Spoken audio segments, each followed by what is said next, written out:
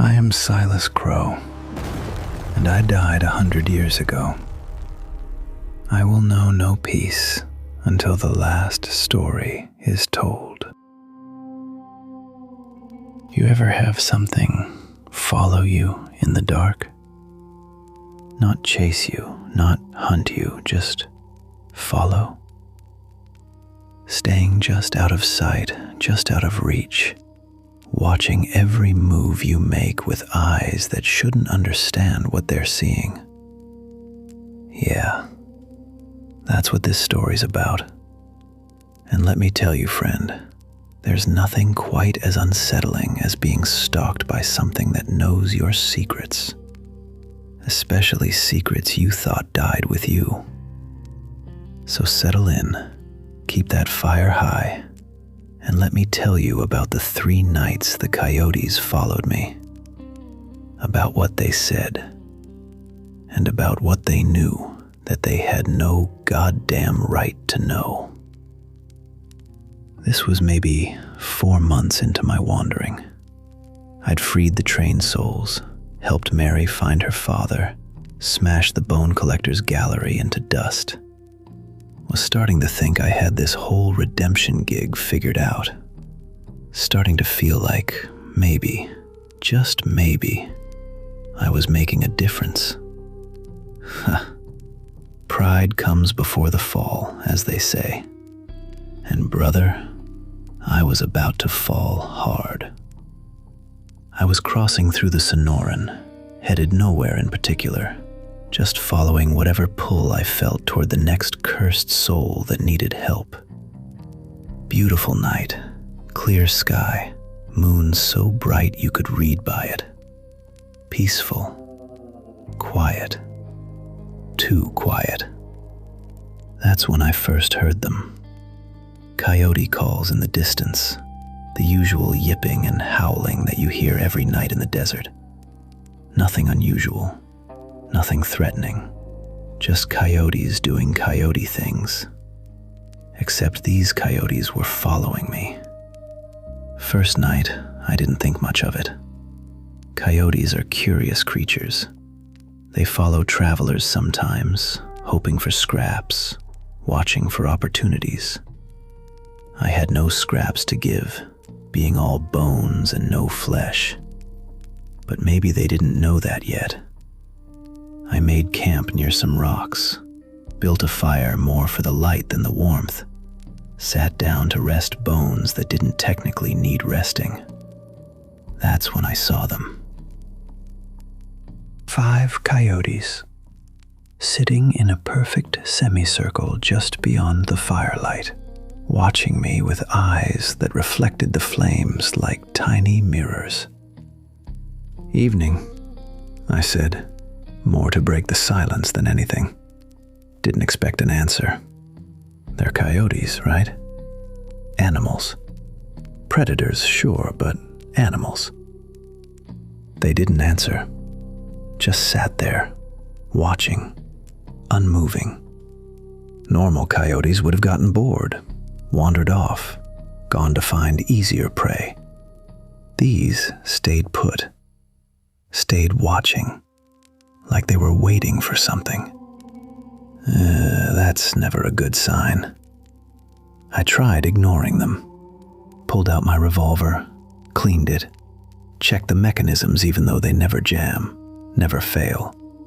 Just something to do with my hands while 5 coyotes stared at me like I was the most interesting thing they'd ever seen. After about an hour, they left, just stood up, turned around in perfect unison, and trotted off into the darkness, gone like they'd never been there at all. I should have packed up right then, should have ridden through the night, put as much distance between me and those coyotes as possible. But I was tired, even though the dead don't technically get tired, and I figured one weird encounter with curious coyotes wasn't worth losing sleep over. Second night, they came back. Same 5 coyotes, same semicircle formation, same unnatural stillness. But this time, they were closer, close enough that I could see the details of their faces, the pattern of their fur, the way their eyes didn't just reflect the firelight but seemed to hold it, like there was something burning inside them. "All right," I said, hand on my revolver. "You boys want something? Food? Territory? What?" The largest one, sitting in the center of the semicircle, tilted its head, studied me, then opened its mouth and spoke. Silas Crow. My name, in a voice that was half growl, half human, all wrong. My name spoken by a coyote that shouldn't be able to speak at all. "Oh, hell," I muttered. "Of course you can talk. Why wouldn't you be able to talk? Everything else in this desert is cursed or haunted or both."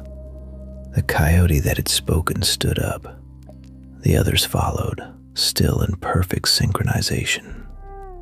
They moved closer, just to the edge of the firelight, and I could see them clearly now. Normal coyotes in every way except their eyes. Their eyes were human. Different humans in each coyote. Different faces reflected in those animal eyes. All of them looking at me with recognition. "We know you," another one said, this time in a woman's voice, soft and sad.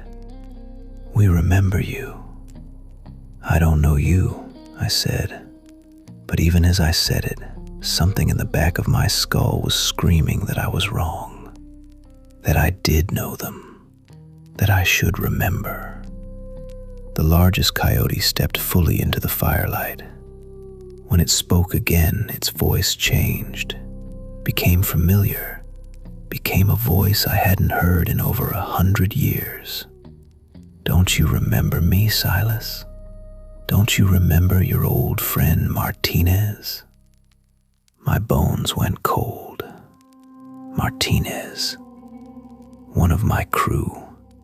One of the men I'd ridden with to steal that cursed gold. One of the men who died screaming as the curse ate him alive, turned him to dust and bone. "Martinez is dead," I said. "Has been for a century."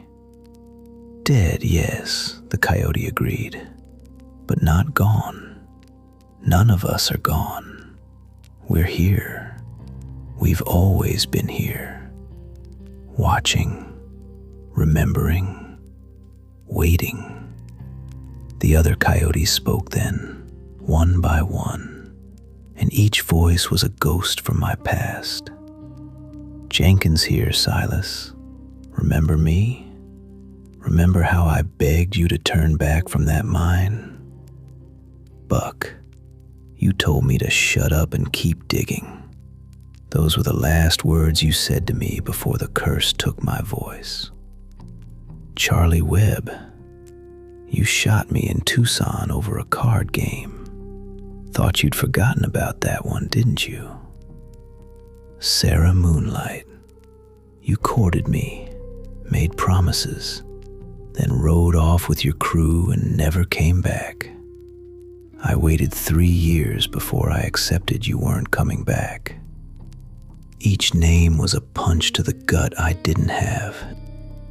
Each voice a reminder of something I'd done, someone I'd hurt, some sin I'd committed in my long, wasted life. "What are you?" I demanded, standing up, revolver drawn but not knowing what to aim at.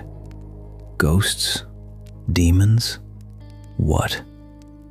"We're the desert's memory," the Martinez coyote said. "When you died the first time, when the curse took you, your sins didn't die with you. They sank into the sand, into the earth, into the bones of the land itself. And the desert remembers, Silas. The desert always remembers." The coyotes started circling now, slowly, deliberately, keeping just inside the firelight. 5 sets of human eyes in animal bodies, all watching me, all judging me. "We know what you did," the Sarah Coyote said. "We know every lie you told, every promise you broke, every person you hurt on your way to damnation. We know about the gold," Jenkins Coyote added, "about how you convinced us it was safe, that the warnings were just superstition, about how your greed killed us all. We know about the people you killed as a cursed guardian," Buck Coyote continued. "The travelers you terrified, the souls you damned to join your midnight cavalry. We know everything," Charlie Coyote finished. "And we're here to ask you a question," Silas Crow. "A simple question that deserves an honest answer." They stopped circling, formed that semicircle again, all facing me, all waiting. The Martinez Coyote spoke for all of them. "Do you really think you can be redeemed? Do you really think helping a few souls makes up for the hundreds you've damned? Do you really believe a monster can become something better just by deciding to try?" And there it was, the question I'd been asking myself since the moment I broke free of the gold curse. The doubt that woke me up in the dead of night. The fear that gnawed at whatever I had instead of a soul. "I don't know," I said honestly. "But I'm trying. That's gotta count for something." "Does it?" the Sarah Coyote asked. "Trying doesn't bring back the dead. Trying doesn't undo the harm. Trying is just a way to make yourself feel better about being a monster." "Maybe," I admitted. "But what's the alternative? Give up? Go back to being the thing the curse made me? Accept that I'm damned and stop fighting it?" "Yes," all 5 coyotes said in unison. "Accept what you are. Accept that redemption is a lie. Accept that some sins are too great to be forgiven." The fire was dying now, burning lower, and the darkness was pressing in. The coyotes' eyes glowed brighter in the dimming light, and I could see more figures moving in the shadows beyond them. More coyotes, dozens of them, hundreds maybe, all carrying the faces of people I'd wronged. "No," I said, and my voice came out stronger than I expected. "I don't accept that. I can't. Because if I accept that, if I believe redemption is impossible, then what was the point of breaking free? What was the point of helping Thomas save his daughter? What was the point of freeing Mary, or those train passengers, or those souls trapped in bone sculptures? The point," the Martinez Coyote said, "was to make yourself feel better, to pretend you're not what you are. But we know the truth, Silas. We know that underneath the hero act, you're still the same greedy, selfish bastard who led his friends to their deaths for gold." And you know what? He was right. Part of me, deep down, was still that man. Still carried that greed, that selfishness, that willingness to put myself first, no matter who got hurt. But part of me wasn't. Part of me had changed, had learned, had grown beyond what I used to be. "Yeah," I said. "I was that man. I did those things. And if I could go back and undo them, I would. But I can't. All I can do is move forward. All I can do is try to help more people than I hurt. Try to save more souls than I damned. Try to be better than I was. Pretty words, the Sarah Coyote sneered. But words don't change the past. No, I agreed. They don't, but actions do. Every soul I help, every curse I break, every person I save, that's an action. That's proof I'm trying to change. And maybe it's not enough. Maybe it'll never be enough. But it's something. The coyotes were silent for a long moment. The shadows behind them churned with more shapes, more memories, more sins waiting to be named and counted. Then the Martinez coyote laughed. Not the friendly laugh I remembered from when we were alive, but something darker, colder. You think you're the hero of this story, don't you? You think you're the wandering cowboy helping cursed souls find peace. But what if you're just another curse, Silas? What if you're the thing keeping these souls trapped, keeping them from moving on, because you need them to validate your redemption? That hit harder than anything else they'd said, because there was truth in it, a kernel of terrible truth that I'd been avoiding thinking about. What if I was helping these souls not because they needed help, but because I needed to help them? What if my redemption was just another kind of selfishness? Damn it. Third night, the Jenkins coyote said, tomorrow night we come back with everyone. Everyone you've ever wronged. Everyone who died because of you. Everyone who suffered because you existed.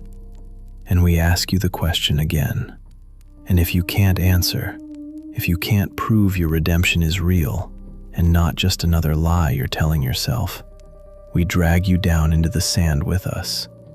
We make you part of the desert's memory, forever. The fire went out, just died, all at once, like someone had thrown a bucket of water on it.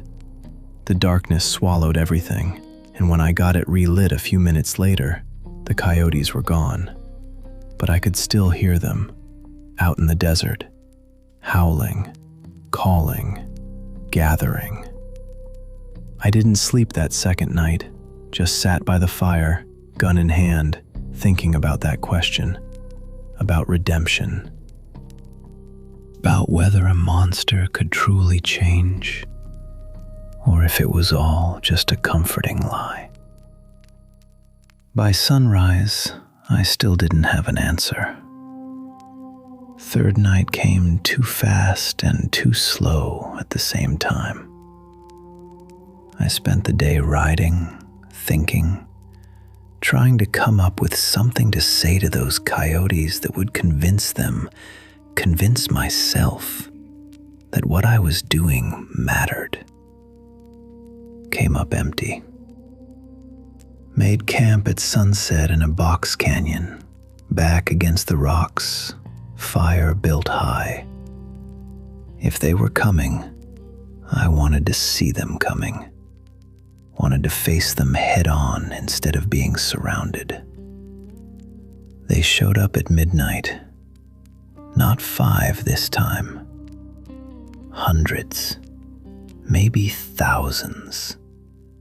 Coyotes filling the canyon, covering every surface, eyes glowing in the firelight like stars fallen to earth. All carrying human faces in their animal eyes, all representing someone I'd wronged.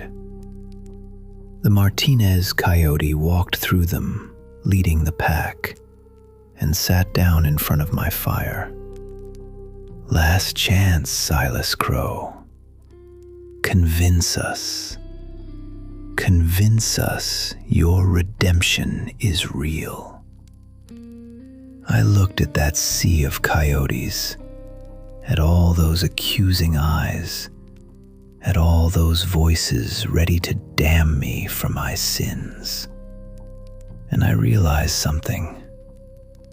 I couldn't convince them, couldn't prove redemption was real, couldn't demonstrate that I'd changed enough, helped enough, atoned enough. Because redemption isn't something you prove to others.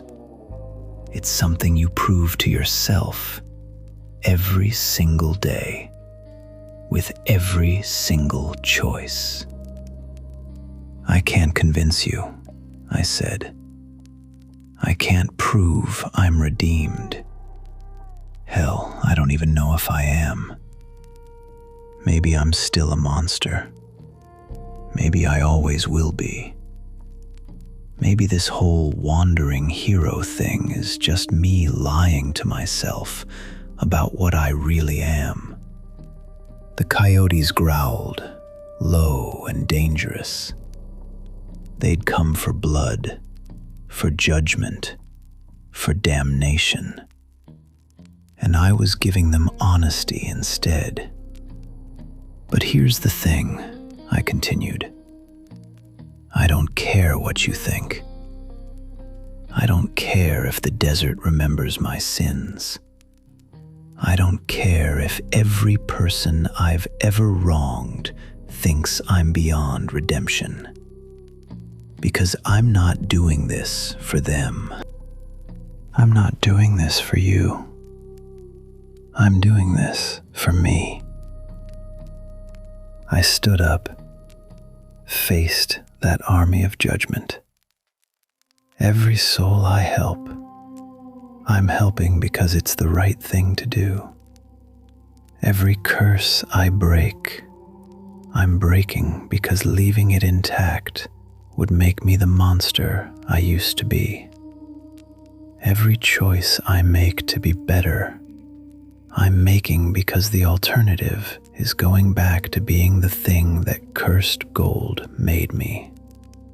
And I'd rather die for real than do that. The Martinez coyote cocked its head. So you admit it. You admit this is all about you. About making yourself feel better. Yeah, I said. It is. And you know what? That's okay. Because feeling better about myself means I'm helping people instead of hurting them. It means I'm breaking curses instead of perpetuating them.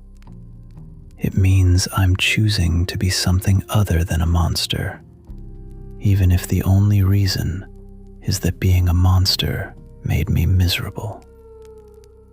I sat back down, stared into the fire. You can judge me all you want. You can remember every sin, every mistake, every person I hurt. You can drag me into the sand and make me part of the desert's memory, but it won't change what I've done since I broke free. It won't undo the good I've managed to do, and it won't stop me from trying to do more. Silence.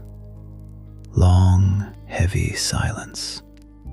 The coyotes didn't move, didn't speak, just watched me with those two human eyes, processing my words, deciding my fate. Then the Martinez coyote laughed again, but this time it was the laugh I remembered. Warm, genuine, the laugh of a friend. "Damn, Silas," it said, voice shifting, becoming more Martinez and less coyote. "Took you long enough to figure that out." The other coyotes started changing too, the human faces in their eyes fading, being replaced by normal animal eyes, the voices disappearing, the accusations silencing. "Wait," I said, confused. "What?" "You passed. the Sarah Coyote said, her voice fond now, forgiving. You gave the right answer. Not the answer we wanted, but the right one. This was a test? Call it a reminder, the Jenkins Coyote said. The desert remembers, yes, but it also teaches. You needed to face your sins, face your doubts, face the question of whether your redemption was real or just another lie. And you did. You answered honestly. The Martinez Coyote stood, shook itself, and suddenly it wasn't a coyote anymore. It was Martinez, transparent and glowing, the ghost of the man I'd known. The others followed suit, transforming from coyotes into the spirits of people I'd wronged. We forgive you, Silas, Martinez said. Not because you've earned it, not because you've atoned enough, but because you're trying. And trying, really trying, is all any of us can do. Sarah stepped forward, her ghost smiling. I waited 3 years, and I was angry. But I've had a century to let go of that anger. You're not the man who left me. You're someone trying to be better. That's enough. One by one, they forgave me. Jenkins, Buck, Charlie, all the others. Not because I deserved it, but because holding on to grudges was keeping them trapped too. And then they faded, released from the desert's memory, free to move on to whatever came next. The Martinez ghost was the last to go. One more thing, Silas. You asked if a monster can be redeemed. Here's your answer. Redemption isn't a destination. It's a direction. You're not redeemed yet, and you might never be. But as long as you keep walking toward it, as long as you keep choosing to be better, you're doing the only thing any of us can do. He disappeared into the night, and the remaining coyotes, now just normal animals, dispersed into the desert, gone like they'd never been there at all. I sat by that fire until dawn, thinking about what Martinez said, about redemption being a direction, not a destination, about how the journey matters more than the arrival. And I realized something important, something that changed how I thought about everything I'd been doing. I'm not trying to redeem myself to reach some finish line, some point where I can say, okay, I'm good now, sins forgiven, slate clean. I'm trying to redeem myself because the act of trying makes me better than I was. Because choosing to help instead of hurt, to save instead of damn, to be something other than a monster, that choice itself is the point. The desert remembers, yeah, but I remember too. I remember what I was, what I did, who I hurt. And I choose every single day to be something different. That's my redemption. Not the end result, but the constant choosing, the eternal effort to be better than my worst moments. Pretty philosophical for a skeleton cowboy, right? But it's true. And those coyotes, whether they were ghosts or desert magic or my own guilt given form, they taught me that. They reminded me why I'm doing this. Not for forgiveness from the people I've wronged. Not for some cosmic clean slate. Not even for the souls I help along the way. I'm doing this because the alternative is unacceptable. Because going back to being a monster would destroy whatever's left of my humanity. Because redemption might be impossible, but trying for it is the only thing that makes this existence bearable. Heavy stuff for a campfire story, I know. But that's the truth. And if you've been listening this far, you deserve the truth. The coyotes haven't come back since that third night. Sometimes I hear them in the distance, howling at the moon, singing their coyote songs. But they don't follow me anymore. Don't speak with human voices. Don't judge me with two knowing eyes. Maybe because they said what they needed to say. Maybe because I learned what I needed to learn. Or maybe because the desert's got other lessons to teach, other tests to give, other ways to remind wandering skeletons that the past doesn't forget, but the future is still unwritten. Either way, I keep walking. I've got my answer ready. I don't know. I've got my answer ready. I don't know.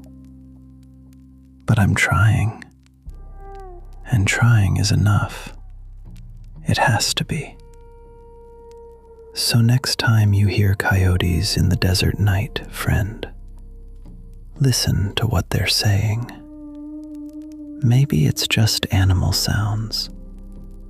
Maybe it's something more. Maybe it's the desert remembering, teaching, testing.